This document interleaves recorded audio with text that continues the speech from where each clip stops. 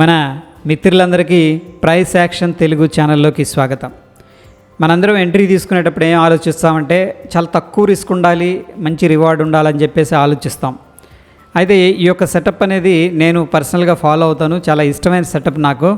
So ఈ యొక్క opportunity అనేది వచ్చినప్పుడు మాత్రం మ్యాక్స్ ఏంటంటే సక్సెస్ రేటు ఎక్కువగా అనిపిస్తూ ఉంది, అందుకని మీతో షేర్ చేస్తున్నాను. సో ఇక్కడ ఏంటంటే ఫ్రెండ్స్, జనరల్గా ఒకసారి మార్కెట్ అనేది మూవ్ అయింది అనుకుందాం. మనం రీసెంట్గా 2-3 స్టాక్స్ అనేది చూసాం, మనకి కెనరా బ్యాంక్ కానీ ఐఆర్ఎఫ్సి కానీ. ఓకే, ఇక్కడ చూడండి మార్కెట్ అనేది ఏమవుతుందంటే ఇట్లా పైకి వెళ్తుంది. పైకి వెళ్ళిన తర్వాత ఫస్ట్ రిట్రేస్మెంట్, దీన్ని ఏమంటాం మనం, ఇంపల్స్ మూవ్ అంటాం. దీన్ని ఇంపల్స్ మూవ్ అంటాం. ఈ యొక్క ఇంపల్స్ మూవ్ వచ్చినప్పుడు అర్థం ఏంటి, మార్కెట్ స్ట్రాంగ్ బుల్లిష్గా పైకి వెళుతుంది, దీంట్లో బయర్స్ అనేవాళ్ళు స్ట్రెంత్ అనేది ఉన్నారు అని చెప్పేసి అర్థమవుతుంది. అయితే మనం అనుకున్నాం కదా, ఈ స్టాక్ అనేది కొద్దిగా దూరం వెళ్ళే తర్వాత కొంత రిట్రేస్మెంట్ అనేది జరుగుతుంది ఫ్రెండ్స్. జరిగిన తర్వాత ఈ యొక్క పాయింట్ దగ్గర మనం ఎంట్రీ తీసుకోవడం కొద్దిగా రిస్క్గానే అనిపిస్తుంది, ఎందుకంటే అది ఇంకెంత కిందకు వస్తుందో అనే డౌట్ ఉంటుంది. మనం ఇక్కడ దాకా వచ్చింది అనుకుంటాం, అది ఇంకొకసారి డీప్గా కూడా కరెక్షన్ తీసుకోవచ్చు. అయితే మార్కెట్ కంటిన్యూ అవ్వనివ్వండి. నవ్వు ఏంటంటే ఈ యొక్క point reference point. Okay, so ఈ యొక్క కాన్సెప్ట్ ఏంటంటే మార్కెట్ అప్ సైడ్ వెళ్ళింది, ఇది అప్ సైడ్, దాని తర్వాత రిట్రేస్ తీసుకున్న తర్వాత ఏంటంటే ఇక్కడ చూడండి, నేను ఏదైతే మార్క్ చేశానో అది వచ్చేసరికి డిస్కౌంట్ బయర్స్ జోన్ అనమాట. డిస్కౌంట్ బయర్స్ అంటే ఎవరైతే మార్కెట్ రిట్రేస్మెంట్ తీసుకుంటుందో దాంట్లో మళ్ళీ పార్టిసిపేట్ చేద్దామని చెప్పేసి వెయిట్ చేసేవాళ్ళు ఉంటారు. ఓకే, అది డిస్కౌంట్ బయర్స్ జోన్ అంట. ఇక్కడ నుంచి మళ్ళీ మార్కెట్ ఒకవేళ పైకి వెళ్ళిన తర్వాత స్లోగా డిప్ అయ్యి ఈ యొక్క లెవెల్కి రావడం అనేది జరిగింది. వచ్చినప్పుడు ఏం జరుగుతుంది, ఎందుకంటే ప్రీవియస్గా ఈ లెవెల్ దగ్గర బై చేశారు కదా, సో మరికొందరు ఏంటంటే మంచి తక్కువ ధరకి మంచి మొమెంటం ఉన్న స్టాక్ అనేది ఉంది అని చెప్పేసి బై చేయడానికి చాలామంది మళ్ళీ బై చేసే అవకాశం ఉంది. ఇక్కడ నుంచి కూడా మళ్ళీ మార్కెట్ ఏమవుతుందంటే, ఒకవేళ బయర్స్ అనేవాళ్ళు స్ట్రాంగ్గా ఉంటే మనకు మార్కెట్ ఏంటి ఆబ్వియస్గా పైకి అనేది వెళుతూ ఉంటుంది. ఓకే, ఈ యొక్క పాయింట్ నేను అంటామంటే ఫ్రెండ్స్, మనకి డిస్కౌంట్ బయర్స్ జోన్ డీబీజీ అంటాం. సో ఈ యొక్క డీబీజీ సెటప్ అనేది రేర్గా ఫార్మేషన్ జరుగుతుంది, బట్ చాలా పవర్ఫుల్గా ఉంటుంది అండ్ సక్సెస్ రేట్ కూడా చాలా బాగుంటుంది ఫ్రెండ్స్. ఓకే, అయితే ఈ యొక్క లెవెల్ దగ్గర మనం బ్లైండ్గా ఎంట్రీ తీసుకోకూడదు. ఇక్కడ పైకి వెళ్ళింది అనుకుందాం, ఇలా కిందకు వచ్చింది, మళ్ళీ పైకి వెళ్ళింది. ఇప్పుడు ఈ యొక్క డీబీజీ అనేది మార్క్ చేయండి. ఓకే, డిస్కౌంట్ బయర్స్ జోన్, మళ్ళీ మార్కెట్ అదే లెవెల్స్కి వచ్చి ఇక్కడ లోవర్ లెవెల్స్కి వెళ్ళాలి మనం. ఫర్ ఎగ్జాంపుల్ ఇది మనం చూస్తున్న చార్ట్ వచ్చేసరికి డైలీ టైం ఫ్రేమ్ అనుకుందాం, రైట్? ఇది మనకి daily time frame. So lower time frame అనేది స్విచ్ చేసుకోవాల్సి ఉంటుంది, లైక్ ఏంటంటే 15 మినిట్స్ చార్ట్ కానీ అండ్ మేబీ 30 మినిట్స్ 1 అవర్ అనమాట. ఈ విధంగా మనం లోపలికి ఈ యొక్క టైం ఫ్రేమ్ని కన్వర్ట్ చేయడం వల్ల చిన్న టైం ఫ్రేమ్కి, అంటే లోవర్ టైం ఫ్రేమ్స్ అంటాం, వాటికి కన్వర్ట్ చేయడం వల్ల ఏం జరుగుతుందంటే ఇక్కడ ప్రైస్ యాక్షన్ అబ్జర్వ్ చేయడానికి ఆస్కారం ఉంటుంది. సో ఇక్కడ కానీ ప్రైస్ యాక్షన్ మనకి ఓకే, మంచి సపోర్ట్ అనేది ఈ లెవెల్ దగ్గర ఏది డీబీజీ దగ్గర కనిపించింది అంటే కూడా డెఫినెట్గా ఏంటంటే మనం లాంగ్ అనేది ఇనిషియేట్ చేసుకుంటాం. ఇన్ కేస్ ఒకవేళ మార్కెట్ రాంగ్ అయింది అనుకోండి, మనం ఏంటంటే based on the price action ఇక్కడ ఎంట్రీ తీసుకున్నాం, ఇది వచ్చేసరికి ఎంట్రీ. ఈ స్వింగ్ కింద ఏంటంటే మనం ఇమీడియట్గా స్టాప్ లాస్ అనేది పెట్టుకుంటాం. సో ఈ కేసులో రిస్క్ రివార్డ్ వచ్చేసరికి మనం జనరల్గా 1:2 అనేది ఇనిషియల్గా ఫాలో అవుతాం. ఒకవేళ మార్కెట్ అనేది స్వింగ్స్ అనేది క్రియేట్ చేసుకుంటూ వెళుతుంది అనుకోండి, మన స్టాప్ లాస్ ఏంటంటే ట్రయల్ చేసుకుంటూ ఉంటాం. జనరల్గా మనం ఏదైనా ట్రేడ్ చేసుకునేటప్పుడు బేసికల్గా మనం 1:2 అనేది టార్గెట్ చేస్తాం ఫ్రెండ్స్. ఒక్కొక్కసారి ట్రయల్ చేయడం వల్ల ఏంటంటే 1:2.5, లేకపోతే ఒక్కొక్కసారి 1:4, 1:3 ఈ విధంగా కూడా రావటం అనేది జరుగుతుంది. ఇక్కడ ట్రైలింగ్ మెథడ్ అనేది మనం యూజ్ చేయడం వల్ల ఏం జరుగుతుందంటే మన ప్రాఫిట్స్ని మ్యాక్సిమైజ్ చేసుకునే స్కోప్ అనేది ఉంటుంది. అండ్ లాంగ్ రన్లో ఏంటంటే ఇంకొంచెం రిటర్న్స్ ఎక్కువగా మనం ఎక్స్పెక్ట్ చేసిన దాన్ని మించి ఏంటంటే జనరేట్ చేసుకునే స్కోపు అవకాశం అనేది కలుగుతుంది అనమాట. ఈ యొక్క పర్టికులర్గా ఈ యొక్క ఎగ్జాంపుల్ అనేది చూపిస్తున్నా చూడండి, మనకి ఇది వచ్చేసరికి IRFC, right? IRFC stock strong impulse move అనేది కనిపిస్తుంది ఇక్కడ, వెరీ స్ట్రాంగ్ ఇంపల్స్ మూవ్ అనమాట. ఏది ఈ యొక్క లెవెల్ దగ్గర స్ట్రాంగ్గా పైకి వెళ్ళింది. డెఫినెట్గా ఏంటంటే ఈ యొక్క మూవ్ మనకు చూస్తే ఎక్కడ కూడా అంత స్ట్రాంగ్ రిట్రేస్మెంట్ అయితే తీసుకోలేదు, రిట్రేస్మెంట్ తీసుకోకుండా పైకి వెళ్ళింది. అయితే ఫ్రెండ్స్ ఇక్కడ చూడండి, రెడ్ కలర్ ఏదైతే ఉందో ఇది కూడా మనకేంటంటే డీబీజీ అనమాట. ఇది డిస్కౌంట్ బయర్స్ జోనే. మార్కెట్ ఇది లోవర్ టైం ఫ్రేమ్లో కన్వర్ట్ చేసుకుంటే చూడండి, మనకు 1 అవర్ టైం ఫ్రేమ్లో ఎలా ఉంది, ఒక రెడ్ క్యాండిల్ ఉంది అంతే కదా. ఇది లోవర్ టైం ఫ్రేమ్లో మేబీ కన్సోలిడేషన్ ఉండి అక్కడ నుంచి బ్రేక్అవుట్ అయిన జోన్ అనమాట. ఈ జోన్ కూడా ఏంటంటే మనకి డీబీజీ జోన్. దాని తర్వాత మార్కెట్ మళ్ళీ డిస్కౌంట్ అయింది ఇక్కడ స్ట్రాంగ్గా.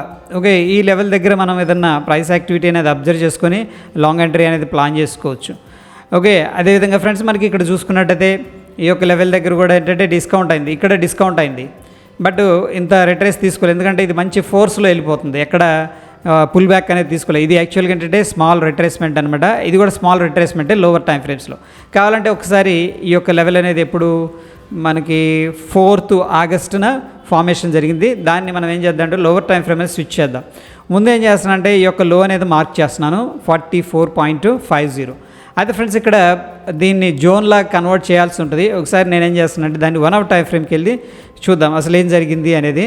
సో ఇక్కడ 1 అవర్ టైం ఫ్రేమ్లో ఏం జరిగిందంటే మార్కెట్ స్ట్రాంగ్గా రిట్రేస్ పైకి వెళ్ళింది. దాని తర్వాత రిట్రేస్మెంట్ అయింది. ఇక్కడ చూడండి 44 పాయింట్ దగ్గర డబుల్ బాటమ్ అనేది క్రియేట్ చేసింది.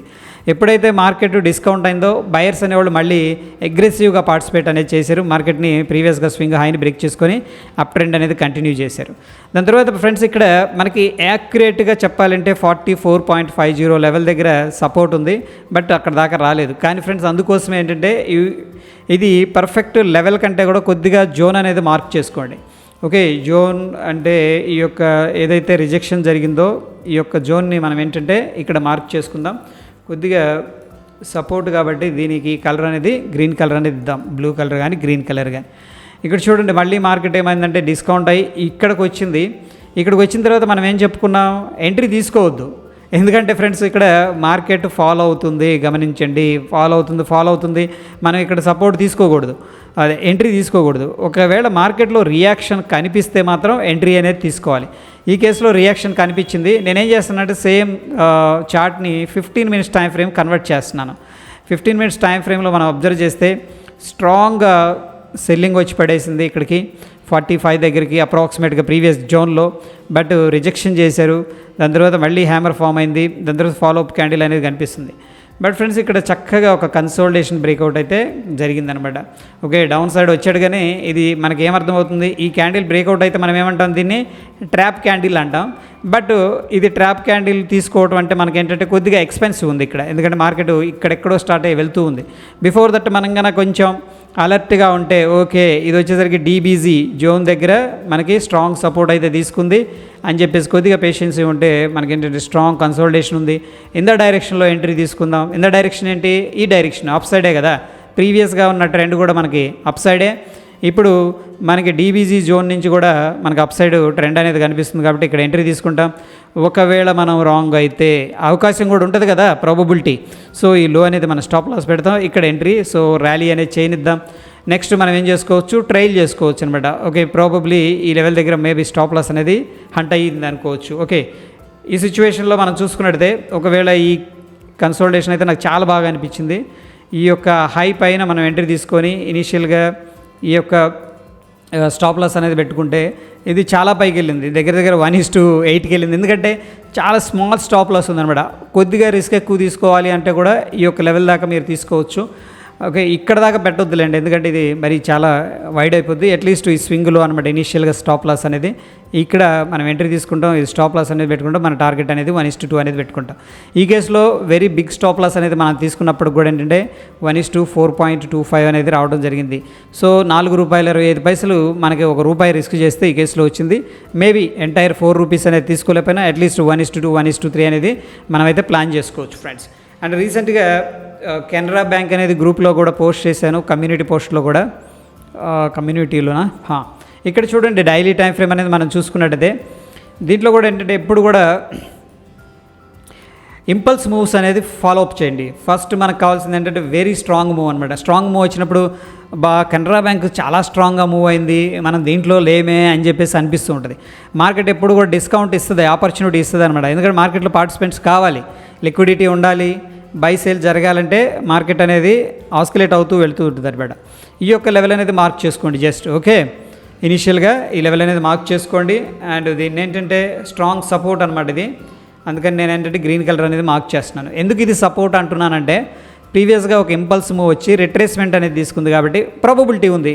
బట్ క్వశ్చన్ మార్క్ అనమాట. అంటే మార్కెట్ సెకండ్ టైం వచ్చినప్పుడు ఇక్కడ స్టాప్ అవుతుంది ఏంటి, గ్యారంటీ ఏంటి అనేది క్వశ్చన్ మార్క్. అందుకే నేనేమంటున్నానంటే ఒకవేళ మార్కెట్ ఇలా ఫాస్ట్గా వస్తుంటే బై చేయొద్దు, బట్ మీరు అలర్ట్స్ పెట్టుకోండి. ఈ యొక్క $319.80 దగ్గర అలర్ట్ పెట్టుకోవడం అనేది నేర్పించా కదా, అలర్ట్స్ పెట్టుకోండి.